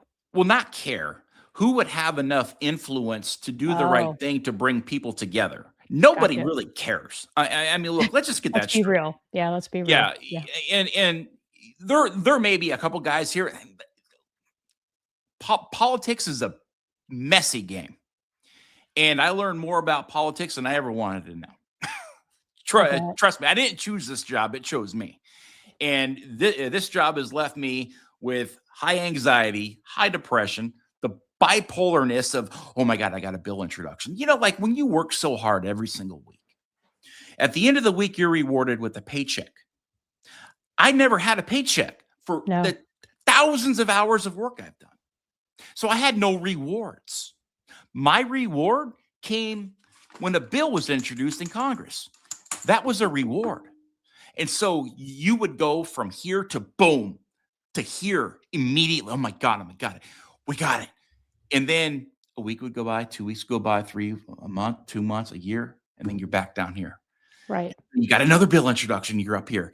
And it's the constant mind. It doesn't stop. When you're trying to do something, when you're trying so hard to do something because all you know is that I can't live again until this is done, it freaks you out because you just keep going. I was in the ER 3 times, panic attacks. Sure. But I was having a heart attack twice because of all the stress and anxiety and everything that was brought upon because of this. Because I was so angry inside, but I couldn't show my anger. Right. Because if I showed my anger, these bills wouldn't get passed. Right. So you had to just keep fighting. Kill them with kindness. Mm-hmm. When I earned that seat at the table, I had to be a congressman. I had to be a congressman. Yeah, you did. A congressman that was going to build a bridge to say, look, this is what we need to do. And again, having enough salesmanship or whatever you want to call it to get this done, to become not only now an experienced lobbyist, but a self-taught lobbyist, a self-taught guy who can put pen to paper and draft legislation and know how to conduct these meetings and use the right language. You have to speak like them. It's kind of like in the VA. They have certain language. They have certain language in Congress too. You got to put things together the way it's packaged there. If you can do that, if you can learn to kind of manipulate the system, you'll be successful in that. But I already knew the outcome before I went into any one of my meetings. I knew exactly what was going to be said and what they were going to say, because I would, again, every second, every minute, every hour of every single day, all I had to do was time to think about this. I would play out the scenarios in my head. I knew what was going to happen. I went in there and every single time I hit 1,000. I knew, again, I don't know how I did it, but I did. I knew exactly what they were going to say. I knew when we were looking at these bills, what the compromises would be. I would already check it. And I'm like, I guarantee they're going to have a problem with this and this. They're going to like this. So I already had a compromise. I'm like, well, what if we did this? And I had, my folders and all that stuff. So we were able to get this stuff done fairly quickly once we had that Senate bill. And then, boom, that's when they ended up passing it. But everything in Congress is all strategic and being liked. I had to let them know that there's been so many veterans, for generations that have experienced this. Right. And, I told them that we can't have a military knowing that, when you get out of the military, this is how you're going to be treated. You're going to be thrown to the wolves because you're not going to know who's a contractor. You're not going to know who's a VA doctor. And I'm sure during this period of time, you were also hearing from others who had been negatively impacted by medical malpractice from a contractor. You were probably hearing about other claims. You were probably also at the same time hearing from maybe doctors that, or I'm sorry, a lobbying firm that represents these contractors, I'm sure they were fighting you. AFGE. Is that what they're called? The FGE? Okay. AFGE, American Federation of Government Employees. Got it. So they were probably opposing this bill. Oh, yeah. And so when you would have a hearing, did you ever get called in for a congressional hearing, and did you testify? We had a hearing. We had a hearing. Yes. Okay. And did they testify and you testified? Just out of curiosity. We did it on this was over COVID. Again, I had every single time we would advance. Yes. There would be something crazy. And so we were so close to getting this. Yeah. And then we had COVID. Okay. So COVID happened. And then I still got it through. Yeah. And so the congressional hearing was was during COVID. And when the VA stood up to testify, the first question was answered by a Democrat lawmaker, and their video cut out. And once their video cut out, they didn't come back. And he's like, that right there is proof of what these guys are and who they are and who's hiding behind the veil here. And he went off. He absolutely was irate. And, that's I'd love to see that hearing. I'd love to and, watch it. And that's all it really took, was, showing who these guys really are. And because the hearings are transparent. I will say that in some ways, not transparent in terms of information, but they're transparent in terms of intent. Yeah. So I really encourage people to watch congressional hearings. And here's why. Watch what questions are being asked by the congressman. Watch who they choose to testify. All those things are strategic, in my opinion, and are pre-planned. And Brian, you could tell me if I'm wrong, but these are just an observation. I've watched one on VA disability. I've watched quite a few, one on sexual assault in the Coast Guard. And every time I watch the confirmation hearings for Pete Hegseth, watch them put up the pretty poster board in the background behind all these legislators. And every time I watch them, I think these are just press conferences for the particular legislators or for the people who are testifying. This is their press conference to get free audio visual, to get their soundbite for the Instagram reels. And I don't know even if the hearings really serve the public. I don't feel like they do, other than the fact that you should watch them and you should analyze them and dissect them for what they really are doing. And so it's nice to hear that you did have, was that the only hearing that you had for the bill, or did you have quite a few of them? Yeah, no, that was it. And, it's just all political grandstanding. They're there to grandstand, to let their constituents know that, they're really fighting for them, and, to send them money. Because look, in the House, it's horrible. 2-year terms, you could never get anything done. And I learned that really quick. You have 1 year to do work, and you have another year to campaign. And so when you're campaigning is when you're starting to put all these bills out that are going to be dead bills in another year. The only thing you're trying to do is appease your people. See, I introduced this bill because I care about my people in this district. Oh, God. And I'm looking out for you, and I'm your voice. And there's nobody else that's going to bring this bill to the floor. And they know that this is a dead bill. It's dead on arrival. They say Washington, D.C. is a place where bills go to die. Well, everybody should be watching these hearings. It upsets me that people aren't dying. You know what? All these YouTubers that want to just fight with one another back and forth and do these manufactured feuds, why don't they instead dissect a congressional hearing? Because I do really believe they have the media skills and the literacy skills to look at these hearings and to actually call on our lawmakers not to grandstand during these hearings, to actually ask substantive questions. I have seen hearings where the witnesses gave answers, and then the legislators weren't listening to the answers. And then they just asked the same freaking questions that the witnesses said. Or I've seen ones where they pontificate about issues that had absolutely nothing to do with what the hearing was about. Because they know, like, oh gosh, I get free audio visual for my Instagram reel. And so it's just, it really, really, really breaks my heart. So, okay. So you get through the hearing. I can tell you that they don't do that. Look, you got to understand, this work here is exhausting. It will break you. And, and you have to stay so mentally strong. And it's so hard to do when you're in your weakest and most vulnerable time in need. This isn't what you would call shock content. My story would be considered to be shocking, right? But right, it's not the 2-minute shock, clip, of course. It's not shock content. Right. When it comes to, all the, news and the media and me applying pressure and keeping my story in the news and, trying to force Congress. And this is the sad part. I had to force the hand of Congress to do the right thing after they have failed to change this law for 74 years. So for 74 years, they had opportunities to do this.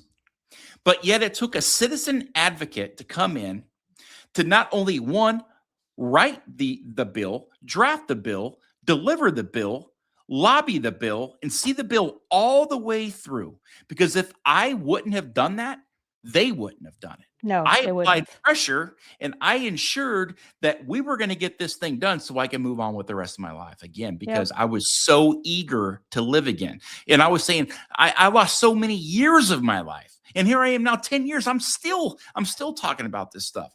I still have to do it every single day. Every single time you cath yourself, every single time you go to the doctor. I got to go 4 times a year just to give blood every quarter, because my blood is, they got to always check it. I got to go do that. It's like literally, it's like now I'm 48. I live in the hospital. I live in the doctor's office. And this has been this way for 10 years. I still have to take about anywhere between 12 to 15 pills a day, and out of I think it's like 8 pill bottles these days, sometimes more depending on what I'm going through at the time. But, it's just, it's just insane. But yeah, these guys know exactly what needs to be done, but they don't want to do it because they always have got an ace in the hole.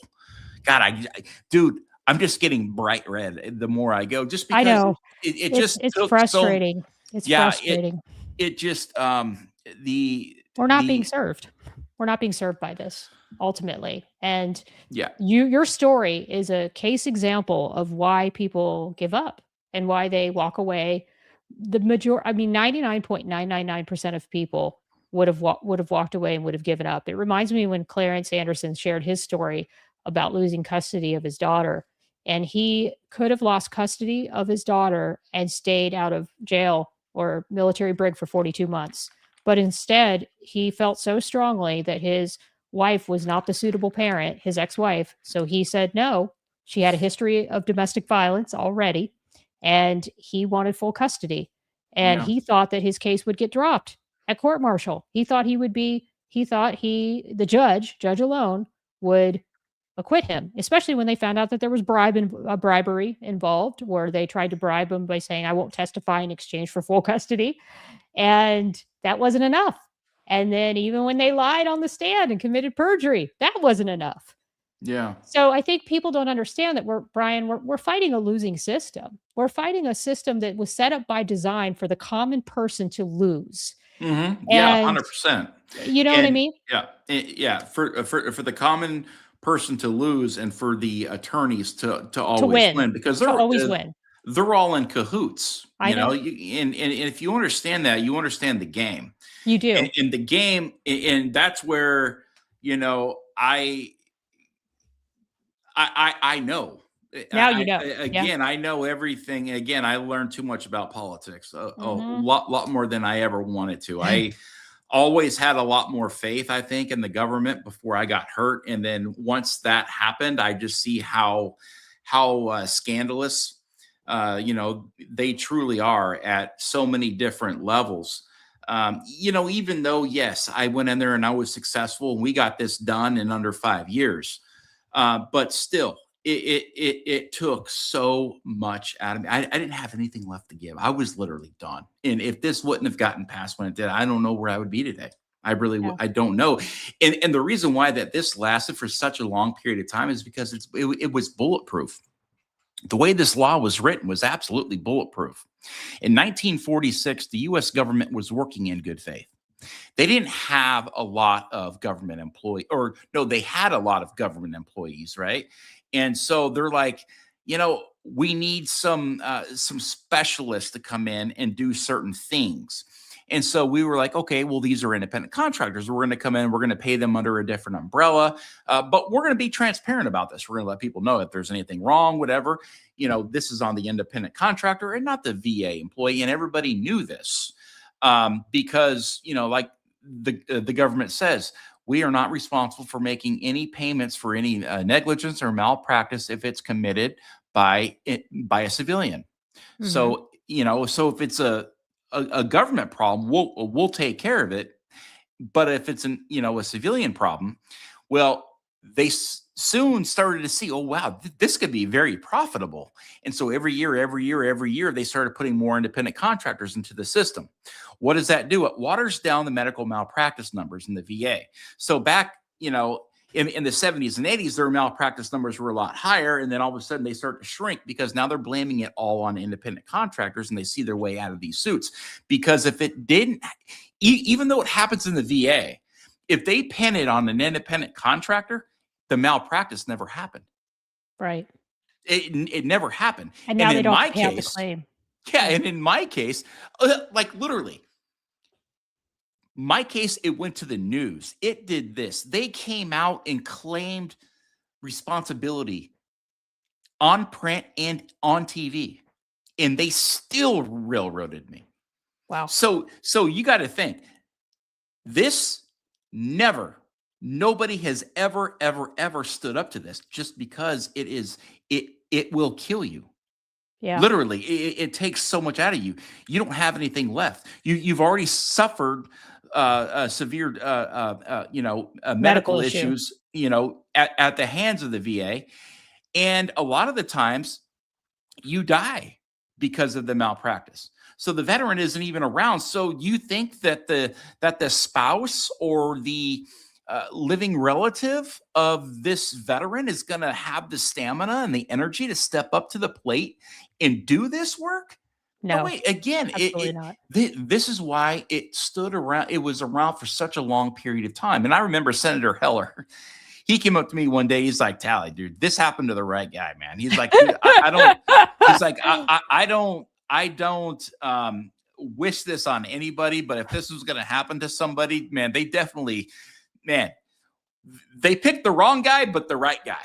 The right guy that could actually have the tenacity to push it through. Yeah, and I don't even know how I did. I mean, sincerely. But you did, and I think that's the success story in all this. As we try to land the plane and bring this to a close. Yeah, you did get the bill passed, and what happened after is our contractors now like what's the result of this bill? Is because a lot of bills that get passed and then it doesn't get enforced, or they find out they've got to rewrite the bill a million more times because it didn't really do what they thought. So now I'm curious, because I know a little bit about lawmaking from just this state bills on puppy mills. They tried to abolish the sale of cats and dogs from high-scale commercial breedings and only sourced from rescues. So you know what they did? All the pet stores in California, this is California, they decided the commercial breeders started nonprofits. They started their own fake nonprofits and called them rescues. And then they were selling from these fake rescues. And then the fake rescues would be listed like on the placards outside the pet store. And so, this is how I got my start in advocacy. I would stand. Shell companies, little shell game. And I'm sure they're still doing it. Like, I'm not part of that cause anymore, but I'm still for the states that cannot source from commercial breeders, from commercial dog sellers, because of course these commercial breeders are puppy mills. They're big, large scale breed, because the USDA doesn't do anything about it. They do announced inspections and all these other things. So that's how they would do it. They would just start up fake nonprofits. So that's my experience with, you can pass a bill, but there's little ways around it if they don't want to do it. So what happened after the bill was passed? So the language is again, what happened to me is, again, they led us down this garden path, that everything was going to be okay. And then at the 1 year mark, they said, oh, independent contractor, right? So the way that the law is now is that once a veteran files a tort claim, the VA has 30 days to let the veteran know in writing what the employment status is of the said clinicians on the form. So if you have 12 clinicians on this form that you listed as folks that you believe failed to meet the standard of care and are responsible for the gross negligence and the malpractice, those employment statuses must be released. So it gives you an avenue to go down. If they say, now you can't double dip on this. So if they say, well, you have, 5 independent contractors and 5 VA employees who failed to meet the standard of care, you've got, okay, do I sue the federal government, or do I take this out to the civilian sector and sue the company that these independent contractors are working under, the umbrella that they're working under? And so they have 30 days to do that now. So they can't withhold crucial information that would be substantial in forming a decision on your case. And also, too, this is going to be, it's also posted, so it's very, so it's very visible. And then there's a lot of other stuff, too. The importance of securing legal counsel. Again, it's mainly the employment status, because if we would have known that within 30 days, everything would have been changed and there's no loophole there. There would have been accountability, and there would have been compensation from that, because they said, we failed to meet the standard of care. We are settling your claim. They didn't say, yeah, we have a problem with this number. We need to go lower. Or we're going to settle. The set amount was going to be settled. They thought that was fair, 100%. But that's easy to say when you know that you're going to screw the guy that you're talking to at the 6-month mark in 6 more months when you drop that letter, because the outcome has already been determined. That's just, and that's where the criminal intent came into place. This is the language I needed to literally explain to lawmakers. That's and that's nuanced. And not only just say it happened, but to show receipts. Yeah. Here it is. Yeah. Here it is. Here it is. Yeah. And so that's how I had to force them. I had to force them to act in good faith. I had to go do their job for them and see it all the way through. Wow. And then, there's other stuff here too in the bill. It's other, it's just boring stuff, if you will, but it's all there to protect veterans, to ensure transparency and accountability once the veteran has fallen victim to VA medical malpractice. Even if he or she dies, this information will be sent to the next of kin, or will be sent to the surviving spouse, widow, child, aunt, uncle, whoever is directly involved to that veteran, because some are young, some are old. And like I said, most of the time they end up passing away because of it. So they need, so now they've got, a crutch, if you will, to stand on, or at least a little bit of a leg left to say, okay, well, we could at least do this, because of the malpractice, so, I mean, there's a lot there to it. Yeah. That's wonderful. So during the part, wonderful that you got this to the finish line. There was, during the news coverage, I did see that you had an attorney. Did you retain that attorney later on because things got so overwhelming, or did the attorney join pro bono, or how did you manage to get an attorney throughout this process? So the first attorney was a Virginia attorney, medical malpractice attorney. My first bill came out of Virginia, so I had a lot of news coverage in Virginia. He wanted to step up and help out and try to be some sort of, and he was also a state legislator. Got it. And so he saw this as, man, this guy got railroaded. He drafted a freaking bill and he has action in that, So he saw a story. He yeah. saw a story. Oh yeah. Yeah. Cause I was all over the Mhm. TV and radio there in Virginia and in DC in the Beltway. Got it. And so he came to me, and then after that, I had the most high profile veteran attorney contact me to try to take my case to the Supreme Court. And we had a lot of meetings there, and we talked to a lot of former retired federal judges. I mean, like she brought in a lot of firepower, and they were dissecting everything. And just because the way that the law was written so well back in 1946 to only protect the government, and the way that this was all broke down, they couldn't take it there. And they tried. They thought that, hey, this is 100% worthy, man. This is bad. This is horrible what happened to this guy.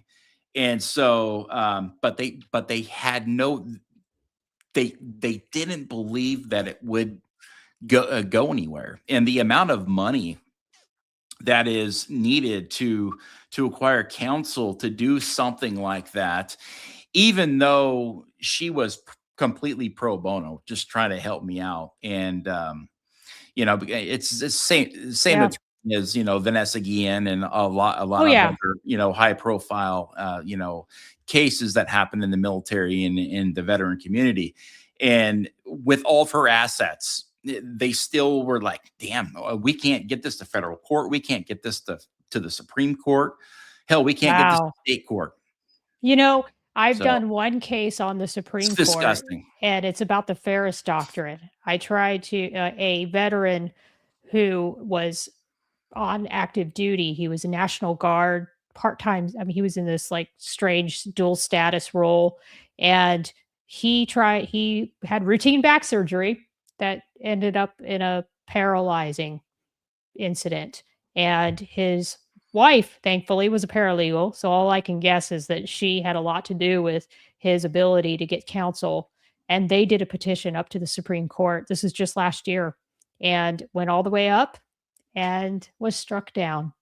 And that is why the Ferris Doctrine, for those of us on active, well, I'm not on active duty anymore, but for those people who are still on active duty, they have no redress if a medical malpractice incident happens, if they're poisoned, if they're even sexually assaulted. I mean, it is just absolutely insane to me that there is no process of redress. But this kind of goes back to, like, as I do in many of my shows, about the military justice practice. If people knew when they were signing up their sons and daughters to join how little protections they have, I really believe that not so many would join. But unfortunately, we don't have the freedom of speech that we think we do with the big tech censorship to really put out these stories. And that's where people like you and me, which I will now fully land our plane and say, what are you doing today, now that the bill has been passed, now that you have advocated on such a high level? What are you doing today to help veterans? I've become a kind of a advocate for so many. I have a website, and in any time people are going through a lot of weird stuff, they always find me because they probably start Googling a lot of things, and I'm like the poster boy for like VA medical malpractice and gross negligence. So they'll see me, they'll go to my website, and they'll send me emails. And this is what has been going on for years now. And I mean, even website right here. Yeah. And so it's hard because it's kind of hard to heal yourself when you're always,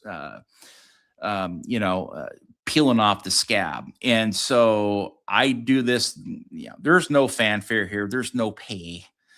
And I've really helped out a lot of veterans over the years. They tell me what happened to them. And I say, look, I'm not a lawyer. I'm just a guy. I'm you, basically. And that's been through it. And I say, hey, look, I can't give you legal counsel, but I could be your friend. And so I'll say, if I were you, I would do this, as a friend or whatever. But kind of just be there to kind of help steer them in the right way, just because everywhere you go, the majority of the time, these veterans are going to hit brick walls. It's just a travesty on, what happens. And I think the part that really hurts me the most, that I'm very disheartened about, is that when you're in the military, they knock into your head, hey, serve with honor, serve with commitment, in integrity, courage, like be a good citizen, be just a good steward, be brave, just help your fellow Marines, help your fellow neighbors. And then they don't practice what they preach. It's just so crazy, but it's not just individual people. It's the veil. It's what's behind the veil. It's the system. The thing, it's the bureaucratic system, and it's horrible. Oh no, it's not helping any of us. I mean, I go to a class right now to try to learn how to run for Congress as a veteran, and we talk about it all the time. Like it's a shell game. It's a pay to play system, and unless you use your own personal funds and somebody, or you have a high profile donor who's willing to pony up a bunch of cash to get you in office, and then you will owe that high profile donor or that high profile donor's organization. I mean, it's a very tough system to feel like you're making a difference. And that's why, just like you, I get very disillusioned sometimes. I get very depressed. I say, why am I even doing this? Why do I still do a podcast? But the thing it's hard. It is. Yeah, it's hard. It is. I tell myself that all the time. I have these discussions with myself, like, when am I going to stop podcasting? Because at some point you just get upset. And I think the reason I wanted to bring your story to my audience is because the one thing that you can take away from this is all the people that you've helped and all the people that you met on a personal, individual level who were impacted by your story, who received some inspiration from your story. And that's what I tell myself about all this social media stuff. I say, you know what? At the very least, I'm letting people like yourself get heard, get their story out there. Maybe somebody else has a similar story, and we can just exchange notes, and we can all say this system needs to change. And I'll die trying to fix the system and trying to, that's how I feel. Like I'll die trying, just continuing on to talk about how bad our big tech companies are in censoring these kinds of conversations, because I know they do, and not being able to educate the public about context, and all these military influencers who are not out there for the public good, but they're out there to get clicks and to get likes. It's boring. They want the soap opera. They want the soap opera, and the soap opera is not what needs to change. And what this is the bigger problem. So as we are wrapping down this call, I do want to ask you, was there anything else that you wanted me to talk about with your podcast, or with anything you're doing today, or anything else that you want me to talk about? No, I mean, other than just, I was going to say something, but I totally forgot what I was going to.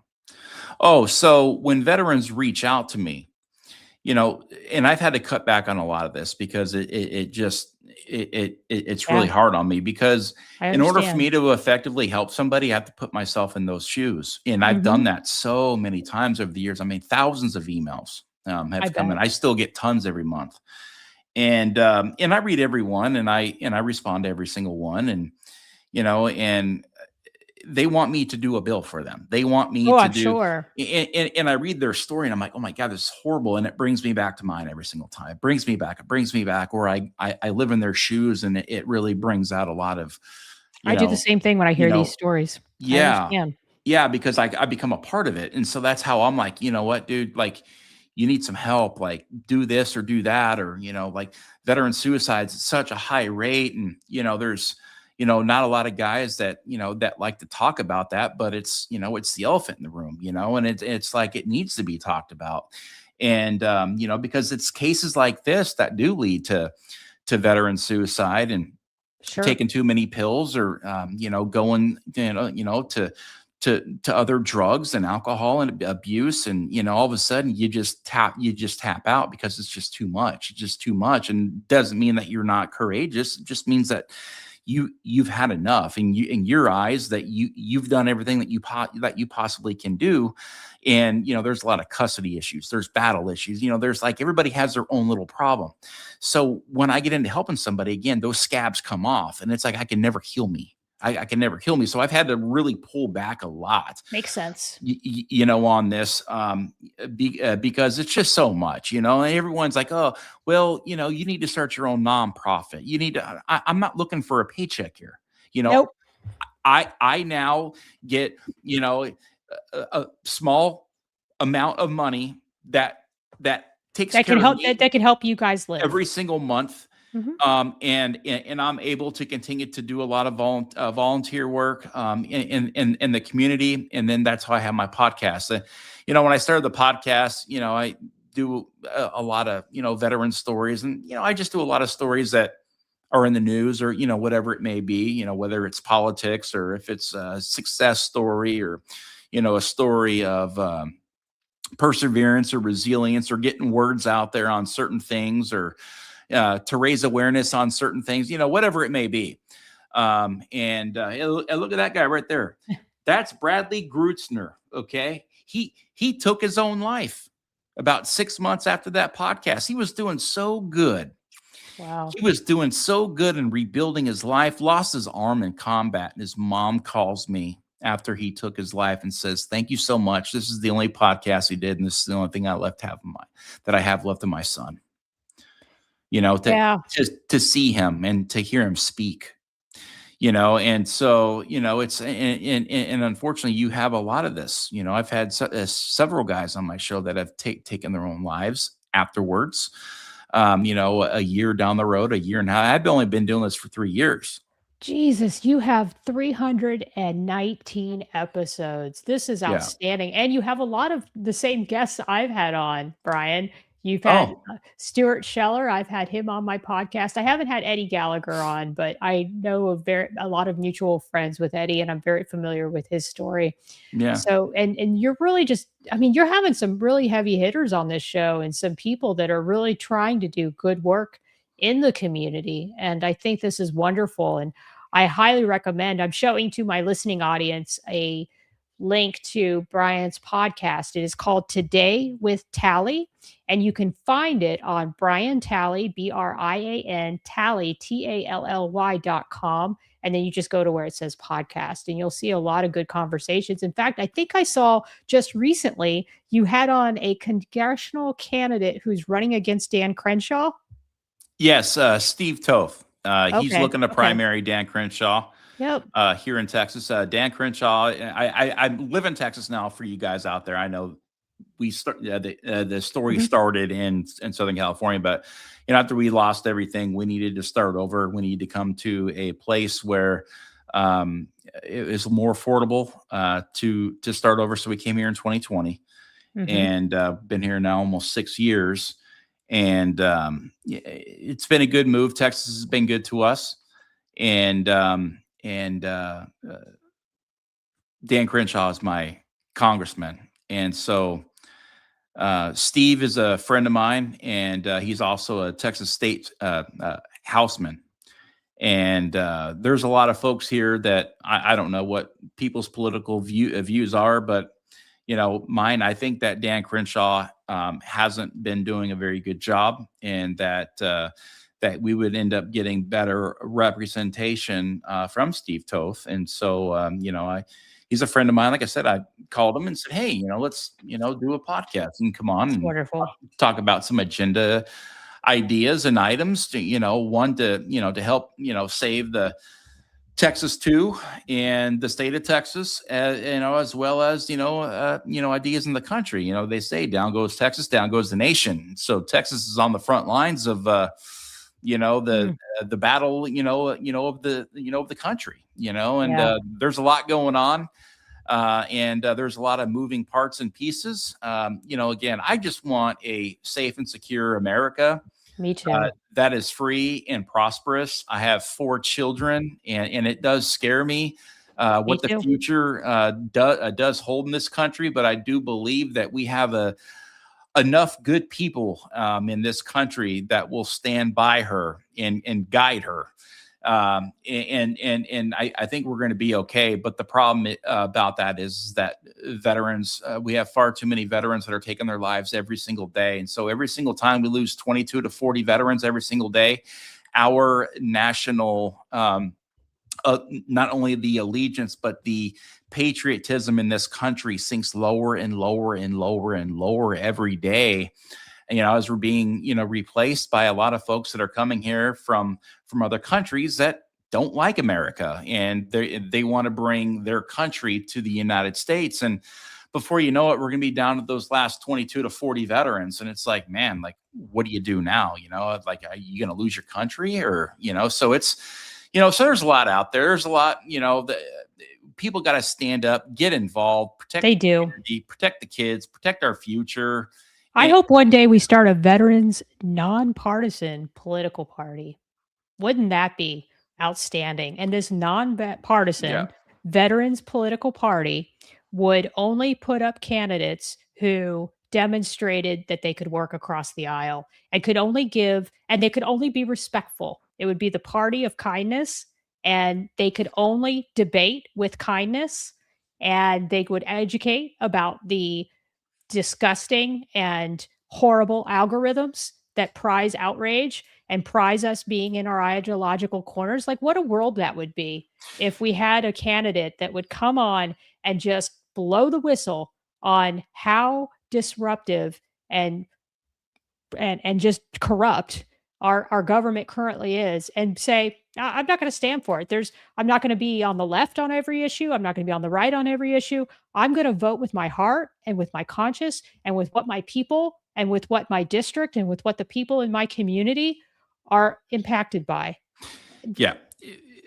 Unfortunately, nothing like that could ever happen because everybody's labeled. It doesn't matter. You can go into Congress and make, 99 great decisions and have one that your constituents don't align with, and you're going to be tagged a rhino. You're going to be tagged a sellout. You're going to be tagged this. You're going to be tagged this. You're going to be, and so you can never do enough. You got to understand too. We're living in a country right now where everybody is angry.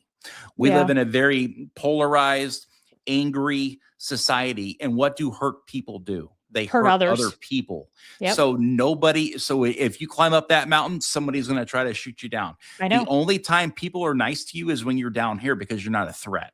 Once you're up here, you are now a threat. And now they are either jealous of you or they don't like what you're all about now, because now they pose, a risk of, it's the same thing on social media. Like, you gain a huge following, right? And now all of a sudden everybody wants you to share a post or do this or do that, but when you're down here, everybody's like coming to you like, hey man, you got this, you got this, you got this. And then when you finally start to heal and get back to like living some sort of I wouldn't say normal life, but just some sort of a life of like purpose again, that's when you start to see them disappear. It's jealousy sinks in, or this sinks in. It's like nobody.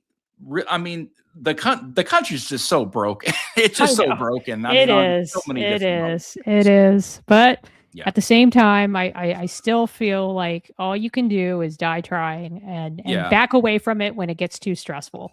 And on that note, that's why I'm taking 2 weeks off and going on another vacation in the next couple days. Very cool. So yes, I sometimes do this. I bank all my shows and I do a lot, and then I walk away and I regroup and then go back at it. But I do want to say I think there still are more good people than bad, and so there's I have so many great friends that we all cheer each other on, and it doesn't matter. Wonderful. Like they're part of you, they're part of your circle, they're part of your story. And, we got, each other's backs, and we're there to uplift and to help motivate, and really recreate, who you are as a person, as a father, as a man. I mean, guys call me all the time. Hey man, like, because I got 4 kids. I've been married 27 years, so right. guys that may be going through different life experiences and life challenges and life situations that may be different from me, but I have a lot of really good experience and something that they may be going through right now that's, that's hurting them, so it's like, we're all there for each other. And, like I would say, men need men and women need women. I agree. Right? Because,